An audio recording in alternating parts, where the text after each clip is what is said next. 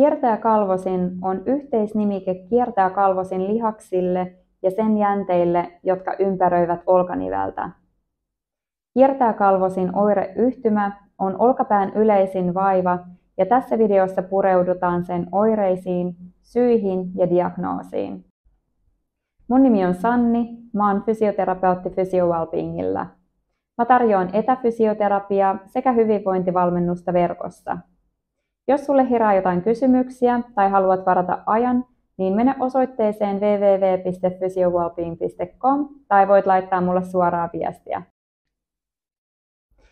Eli kiertäjäkalvosin oireyhtymä on olkapään yleisin vaiva, johon liittyy useasti jännevaurio ja tulehdus. Tätä esiintyy erityisesti työikäisillä ihmisillä ja urheilijoilla, joilla pitkäaikainen työperäinen rasitus tai tietyt urheilusuoritukset kuormittaa kiertäjäkalvosinta, erityisesti käden vaakatasoisissa liikkeissä tai olkapään yläpuolella olevissa toistoliikkeissä, kuten esimerkiksi rakennustyössä tai tenniksessä. Tämä pitkäaikainen rasitus saattaa rappeuttaa kiertäjäkalvosin jänteitä ja niihin saattaa syntyä rakenteellisia muutoksia, kuten esimerkiksi jännekalkin muodostumista, jänteen paksuuntumista, heikkenemistä tai lopulta repeymiä. Lihasten ja nivelten heikkoudet ja epätasapaino sekä huono ergonomia altistaa kiertäjäkalvosin oireyhtymälle. Kiertäjäkalvosin oireyhtymä saattaa myös uusiutua helposti tai kipu saattaa kroonistua, jos näitä altistavia tekijöitä ei poisteta. Lihasten ja nivelten heikkoudet ja epätasapaino saattaa nimittäin tuoda olkapäätä asentoon, jolloin olkavartta loitontaessa ne kiertäjäkalvosin jänteet jäävät jumiin olkavarren sekä lapaluun olkalisäkkeen luun väliin.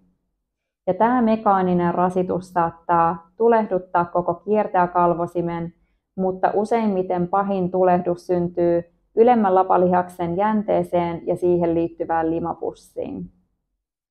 Kiertäjäkalvosin oireyhtymään liittyy useasti kipua olkapään ympärillä ja käsivarressa, varsinkin olkavartta loitontaessa tai kättä nostaessa. Sulla saattaa olla myös kipua levossa tai öisin, varsinkin jos makaat sen olkapään päällä. Tai sulla saattaa olla myös niskahartiajumia, varsinkin sen kipeän olkapään puolella. Diagnoosi tapahtuu yleensä ammattilaisen arvioinnin, potilaan oireiden ja joskus kuvantamistutkimuksien perusteella.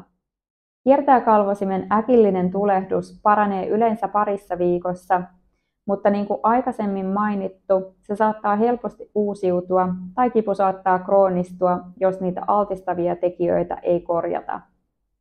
Sen vuoksi, jos sulla on ollut olkapääkipua jo yli pari viikkoa, mä suosittelisin sua hakeutumaan ammattilaisen hoitoon, jotta sä voit saada oikean diagnoosin ja kuntoutusohjelman. Jos mun palvelut ei ole sulle vielä tuttuja, niin mä tarjoan etäfysioterapiaa verkossa, joten sä voit saada apua helposti omasta kodistasi. Jos tästä videosta oli sulle apua ja tykkäsit sen sisällöstä, voit antaa sille peukun. Ja seuraavassa videossa pureudutaan kiertäjäkalvosin oireyhtymän kuntoutukseen ja hoitoon.